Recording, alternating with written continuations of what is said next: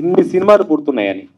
నిజంగానే చాలామంది మన ఇండస్ట్రీలో తయారవుతున్నాయి కథలు. భీమరెడ్డి నరసింహారెడ్డి గారి కథ, చాకలి ఐలమ్మ కథ ఇలా తయారవుతున్నాయి. నా దగ్గర కూడా ఇవి దాదాపుగా 80 స్టోరీస్ రెడీగా ఉన్నాయి. 80 మంది అన్సంగ్ హీరోస్ కథలు రెడీగా ఉన్నాయి. అయితే ఏంటంటే దేనికి ఎలా అవకాశం వస్తుంది, దాన్ని కమర్షియలైజ్ చేసి, ఇప్పుడు సైరా నరసింహారెడ్డి ఉంది, నరసింహారెడ్డి గారి సబ్జెక్ట్ అలా చేయాల్సి వస్తుందా, డైరెక్ట్గా చేయాల్సి వస్తుంది అనేది వచ్చే అవకాశాన్ని బట్టి ఉంది. బట్ వాళ్ళ హిస్టరీస్ అన్నీ మొన్న బుక్ ఫెస్టివల్లో కూడా నేను దాదాపు 80 బుక్స్ కొనుక్కొచ్చుకున్నాను. చాలా హిస్టరీస్ ఉన్నాయి అవి. అది సారీ అండి, ఇందాక ఆయన అడిగారు కదా ఒక క్వశ్చన్, చాకలి ఐలమ్మ గారు. సో ఆ నార్మల్ లైఫ్ లీడ్ చేశారని నేను చెప్పాను కదా, దానికి ఒక సంకటని చెప్తాను. నేను చదివింది ఇప్పుడు గుర్తొచ్చింది. కొంచెం బాగా ఏజ్డ్ అయిపోయారు ఆవిడ. ఏజ్డ్ అయిపోతే కళ్ళు సరిగా కనపడడం లేదు అంట. అంటే ఇవన్నీ రాసింది గూగుల్లో నేను చదివి తెలుసుకున్నది. కళ్ళకు సరిగా కనపడకపోతే సర్జరీ చేయాలి, ఆపరేషన్ చేయాలి అని చెప్పేసి అంటే దానికి ఈ ఫ్రీడమ్ ఫైటర్స్కి మనకు ఒక ఇది ఇస్తారు కదండి, కన్సెషన్స్ ఇస్తారు కదా, మీరు ఇలాగ వెళ్తే చేసుకో. దానికి ఒక ఫోటో అడిగారట అమ్మది. అడిగితే ఐలమ్మ గారి దగ్గర ఫోటో లేదు. అంటే నేనే ఈ ఫ్రీడమ్ ఫైట్లో నేనున్నాను అంటే ఈ ఫ్రీడమ్ ఫైట్ ఒక ముఖ్య భాగం నేను వహించానని చెప్పుకోవడానికి కూడా ప్రయత్నించని ఒక ఆవిడ ఒకరి గురించి నేను చెప్పట్లేదు, అది చూపించుకోవడానికి కూడా ఇష్టం లేని లేదా దాని మీద కూడా ధ్యాస పెట్టని ఎంతోమంది పోరాడితే వచ్చిందండి ఈ ఫ్రీడమ్. అసలు ఒక్క ఫోటో లేదు, నేనే ఇది చేశానని ఆవిడ ఎవరికి చెప్పుకోలేదు, ఎక్కడా చెప్పుకోలేదు. అండ్ అలాంటి వాళ్ళు మన మధ్య బ్రతికారంటే మీరు అసలు నమ్మడం వీలవుతుందా? నేను ఎందుకు నాకు గూస్ బంప్స్ వస్తాయంటండి, నిజంగానే రోమాలు నిక్క పొడుచుకుంటుంది నాకు. ఐలమ్మ అనే క్యారెక్టర్ నేను చేశానంటే ఇంకా నేను లైఫ్లో నాకేమనిపించిందంటే ఈ క్యారెక్టర్ అప్రోచ్ అయినప్పుడు అనిపించలేదు, కానీ ఈవిడ గురించి తెలుసుకున్నాక నాకేమనిపించిందంటే నా మీద ఇంకా బాధ్యత పెరిగింది, సోషల్ రెస్పాన్సిబిలిటీ నా మీద పెరిగింది. ఎందుకంటే ఈ క్యారెక్టర్ చేసిన తర్వాత చాలా జాగ్రత్తగా నా తదుపరి మూవీస్ క్యారెక్టర్స్ని నేను చూస్ చేసుకోవాలన్న బాధ్యత నాలో పెరిగింది. ఆవిడ అంత గ్రేట్ పర్సనాలిటీ అండి. తిరుమల గారు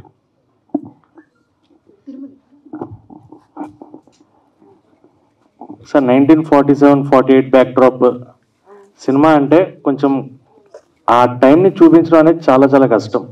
ప్రజెంట్ ఉన్న సినారియోని అక్కడ దాకా తీసుకెళ్ళాలి అంటే. సో డైరెక్టర్ గారు చెప్పిన ఆయన విజన్ని మీరు చాలా బాగా ఫుల్ఫిల్ చేశారు.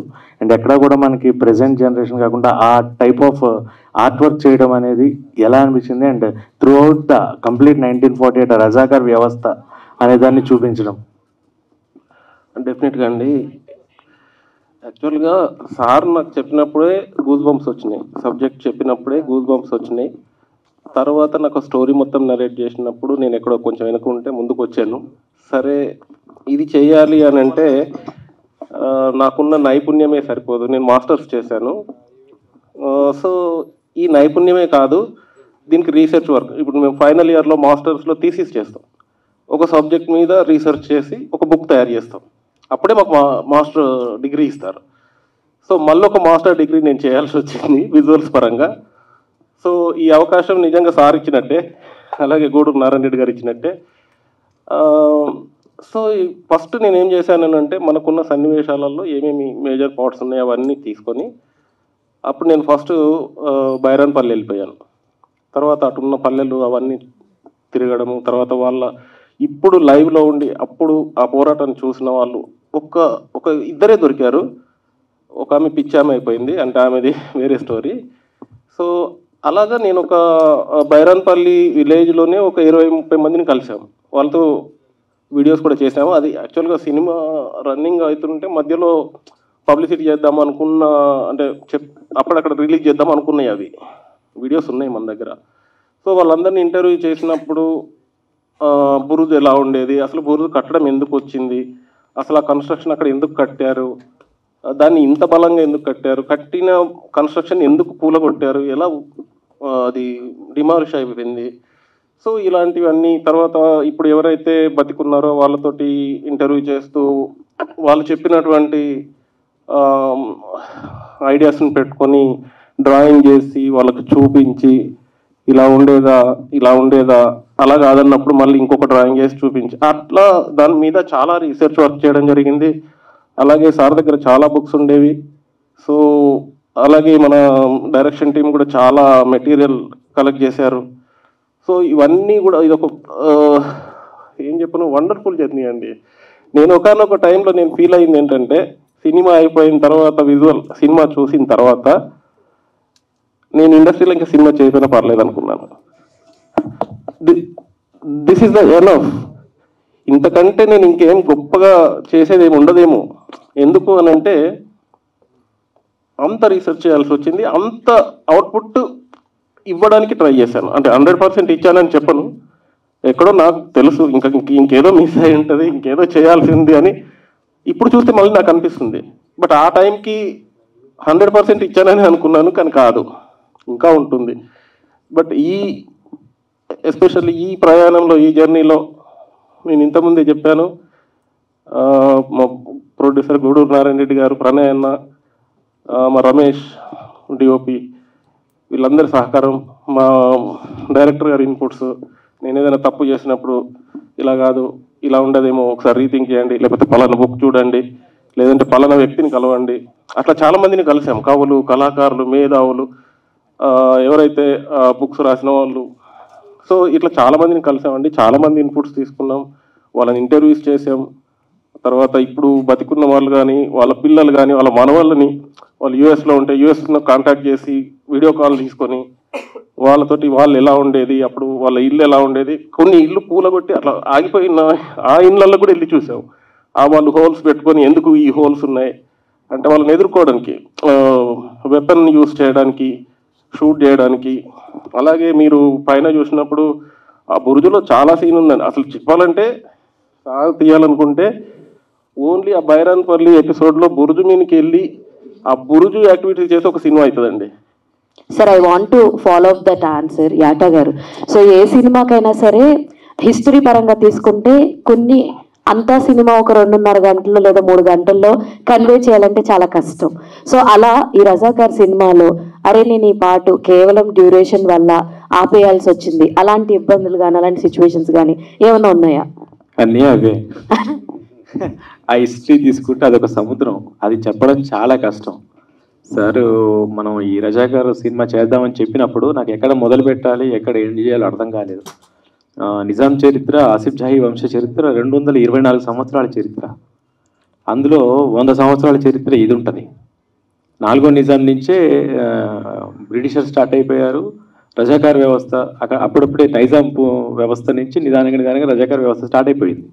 అక్కడి నుంచి ఇక్కడ చేయలేము. అందుకనే ఏంటంటే భారతదేశానికి స్వతంత్రం ఎప్పుడు వచ్చింది, హైదరాబాద్ సంస్థానానికి స్వతంత్రం ఎప్పుడు వచ్చింది, ఆ మధ్యలో ఏం జరిగింది.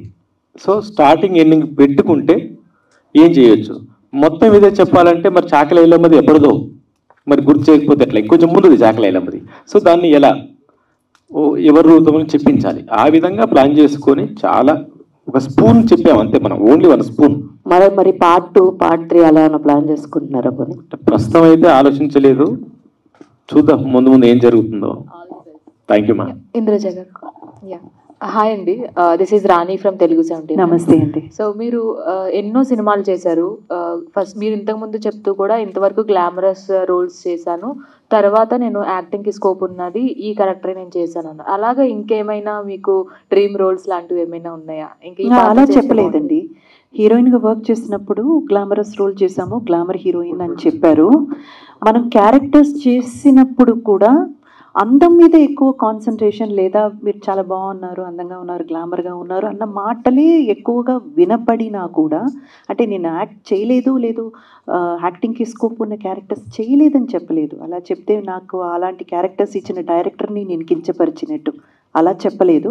అలా చేసినప్పుడు కూడా ఎక్కువ నా గురించి మాట్లాడినప్పుడు ఎప్పుడు అందాల తర లేకపోతే గ్లామరస్ ఇంద్రజ అని ఆ పదం అయితే వాడేవారు. అలాంటి ఒక ట్యాగ్ లైన్ ఉన్న నన్ను ఐలమ్మ అనే క్యారెక్టర్కి డైరెక్టర్ ఎలా ఆలోచించారు అని అన్నాను. అంటే యాక్టింగ్ కి స్కోప్ లేదని కాదు, అంటే ఇందులో మీరు ఎక్కువగా అంటే మీ రోల్ కి అంటే డిఫరెంట్ రోల్ లో కనిపించారు కదా, సో అలాగా ఏమైనా డ్రీమ్ రోల్స్ ఉన్నాయా అని? ఓకే ఓకే, ఇప్పుడు చేసిన క్యారెక్టర్ లాగే ఏదైనా ఫ్రీడమ్ ఫైటర్గా చేయాలన్న ఆలోచన అయితే ఎప్పుడు రాలేదండి. ఇప్పుడు ఈ క్యారెక్టర్ చేసిన తర్వాత నాకు అనిపించింది ఓకే నేను ఇలాంటి క్యారెక్టర్లకు కూడా పనికొస్తానని ఒక కాన్ఫిడెన్స్ నాకే వచ్చింది. ఎందుకంటే అంతకు ముందు నేను ఇలాంటి క్యారెక్టర్స్ ఇది చేయలేదు. సో నాకు కాన్ఫిడెన్స్ వచ్చింది. సో ఇది చూసే డైరెక్టర్స్కి ప్రొడ్యూసర్స్కి ఏదైనా ఆలోచన వచ్చి ఇంకా ఇలాంటివి ఏమైనా ఫ్రీడమ్ ఫైటర్ రూల్ కానీ లేకపోతే కొంచెం మాతృత్వానికి ఒక వీర మహిళగా చేసేటువంటి క్యారెక్టర్స్తో నన్ను అప్రోచ్ అయితే I will be very very happy. Thank you అండి. ఇంద్రజ గారు. మేడం చెప్పండి. నా పేరు ప్రజావాణి అండి. నమస్తే. మీరు చాకలి ఐలమ్మ క్యారెక్టర్ పోషించేటప్పుడు ఆమె తెలంగాణకే వీరవనిత, అలాంటి క్యారెక్టర్ పోషించేటప్పుడు కొన్ని వర్డ్స్ వాడాల్సి వచ్చింది. అవును. అప్పుడేమైనా ఇబ్బంది పడ్డారా? అంటే అమ్మవారి జాతరలో పూనకం వస్తుందని చెప్తారు కదండి. ఆ పూనకం వచ్చినప్పుడు వాళ్ళు ఏం మాట్లాడతారు, వాళ్ళు ఎలా బిహేవ్ చేస్తారు, వాళ్ళు అవన్నీ వాళ్ళకి ఏం అర్థం కాదు. అది అది ఆ ఒక ఏమంటారు ఒక తన్మయత్వంలోకి వెళ్ళిపోతారని చెప్తారు చూడండి. అలాగా మనకి ఒక్కసారి ఈ క్యారెక్టర్లోకి వెళ్ళాక అది ఆ డైలాగ్ మనం వాడింది ప్రోమోలో కూడా మీరు చూసుంటారు. ఆ డైలాగ్ మనం వాడింది ఏదో వెళ్ళగానే ఫస్ట్ డే ఫస్ట్ షాట్ తీయలేదండి. ఈ క్యారెక్టర్లోకి డైరెక్టర్ గారు నన్ను తీసుకెళ్ళి ఆ గొడవ పడతాం చూడండి, ఆ ఫైట్ ఒకటి ఉంది, మీరు మూవీ చూసుంటే మీకు తెలుస్తుంది. సో ఆ ఫైట్ అంతా జరిగి ఆ క్యారెక్టర్లోకి నన్ను పూర్తిగా తీసుకువెళ్ళిన తర్వాత ఆ సిచ్యువేషన్ నాకే అర్థమైపోయింది. ఓకే ఈ క్యారెక్టర్ ఒక కౌలికి తీసుకొని పనిచేసిన ఒక రైతు దగ్గర నుంచి ఇతను తీసుకొని మనకు ఆ క్యారెక్టర్గా మనం ప్రవర్తిస్తాం కానీ అక్కడ మనం ఇంద్రజ కాదు కదా. సో నాకు అది తప్పుగా అనిపించలేదు, ఇది కూడా ఒక తప్పైన పదం వాడుతున్నామన్న ఫీల్ నాలో డైరెక్టర్ గారు రానివ్వలేదండి. అందుకని నాకు అది వేరేలా అనిపించలేదు. ఆ తర్వాత ప్రోమో చూశాక కొంచెం నాకు భయం వేసింది. అయ్యో అందరు ఏమంటారో, కామెంట్స్లో ఏం పెడతారో తెలియలేదే అని చాలా భయం వేసింది. కానీ గొప్పతనం ఏంటంటే అది నా గొప్పతనము డైరెక్టర్ గారిది కూడా కాదు, ఐలమ్మ అన్న ఆవిడ్ని వాళ్ళు అలాగే చూశారు ఆడియన్స్. సో ఎవరు కూడా దాన్ని తప్పుగా చూడలేదు. So I'm very happy about it. Satyanarayana గారు, మూవీలో కీలకమైనది ఆపరేషన్ పోలో. అది చేస్తున్నప్పుడు మీకు ఏమైనా సవాళ్ళు ఎదురైనాయా? ఎలా ఫీల్ అయ్యారు? అంటే అప్పట్లో రియల్ స్టోరీ కదా అది. సర్దార్ వల్లభాయ్ పటేల్ గారు ఒక స్కెచ్ గీసి పక్కాగా ప్లాన్ చేసి చేశారు. మీరు ఎలా చేశారు?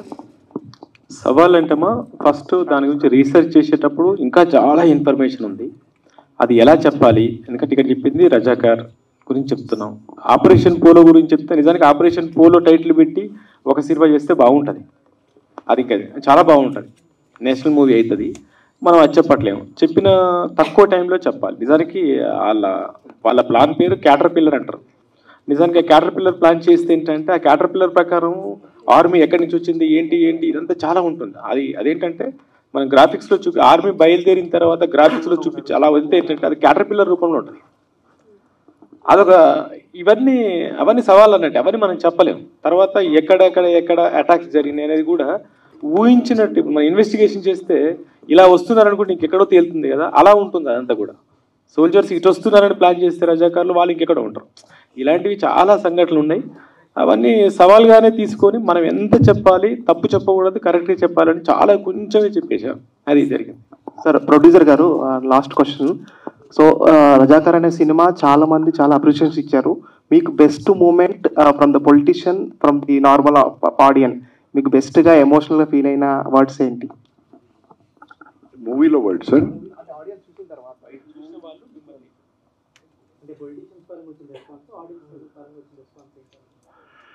I really felt as a ప్రొడ్యూసర్గా నేను ఫీల్ అయిందే చాలా బాగొచ్చింది. ఎందుకంటే నా నియత్ ఈ జనరేషనే కాదు ఫ్యూచర్ జనరేషన్స్ కూడా ఇట్లాంటి ఇబ్బంది పడకూడదని. ఎందుకంటే మా తాత పేరే నాకు పెట్టారు. మా తాత లేట్ గూడూరు నారాయణ రెడ్డి. ఆయన ఇక్కడనే 50 కిలోమీటర్ల దూరంలో గూడూరు గ్రామం, 7-8 గ్రామాలకు ఆయన మాల్ పటేల్. సో ఆయన కూడా నిజాం దగ్గరే పనిచేశాడు, కానీ నిజాంకు సంబంధించిన రజాకారులను ఎదిరించాడు, గ్రామంలోకి రానియలేదు. సో అప్పటి నేను ఎక్కడ చుట్టుముట్టు గ్రామాలకు పోయినప్పుడల్లా ఈ బుర్జులు చూసేవాడిని. అక్కడ ఎక్కినా దొంకినా అన్ని దాని రాళ్ళను కూడా తీసినా, కొంచెం పాడు కూడా చేసినాము. చిన్న ఉన్నప్పుడు ఏమేమో చేస్తాం కదా కోతి లెక్కలని. సో అవన్నీ చేసిన. బట్ ఈ సినిమా తీసినాక ఏదైతే ప్రజల్లో ఒక మంచి ఒక వాళ్ళ నుంచి వచ్చిన comment has given me a satisfaction, because this is my contribution for the society.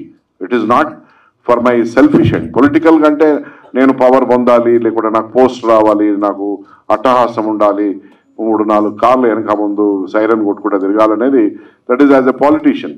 But as a ప్రొడ్యూసర్గా yes, nobody could do it. చెప్తున్నా కదా, ఇప్పుడు పెద్ద పెద్ద ప్రొడ్యూసర్లు అంతా కూడా నాకు చాలా అన్న తమ్ముడు అట్లా ఆ రిలేషన్షిప్లో చాలా మంది డ్రాయింగ్ బోర్డుకి వెళ్ళింది, ఇంక్లూడింగ్ యూనో డైలాగ్స్ రైటింగ్ కూడా వెళ్ళింది ఈ సినిమా ఎంతో మంది పెద్ద పెద్ద కంపెనీలలో. కానీ అరే వాళ్ళతోనే వాళ్ళు ఎవడరా అన్న పద్ధతిలో నేను పోయినా. వాళ్ళు ఎవడరా మనల్ని ఎదిరించేటోడు, అప్పుడంటే అమాయక ప్రజల మీద ఎదిరించాడు, ఇప్పుడు గూడూరు నారాయణ రెడ్డికి ఎదురుగా రమ్మని చూపిస్తా ఏందో సంగతి అని చెప్పి నేను పోయినా. సో ఆ పోయిన దారిలో ఏదైతే దారి తీసుకున్నానో ఆ దారి వలన నాకు వచ్చిన రెస్పాన్స్ చాలా greatest satisfaction. Now I have gone in to the history. ఇంకా నన్ను చెరిపేయలేరు. 100 సంవత్సరాల వరకు కూడా గూడూరు నారాయణ రెడ్డి తీసిన రజాకార్ చిత్రాన్ని మాత్రం ఎవ్వరు చెరిపేయలేరు. This is my satisfaction.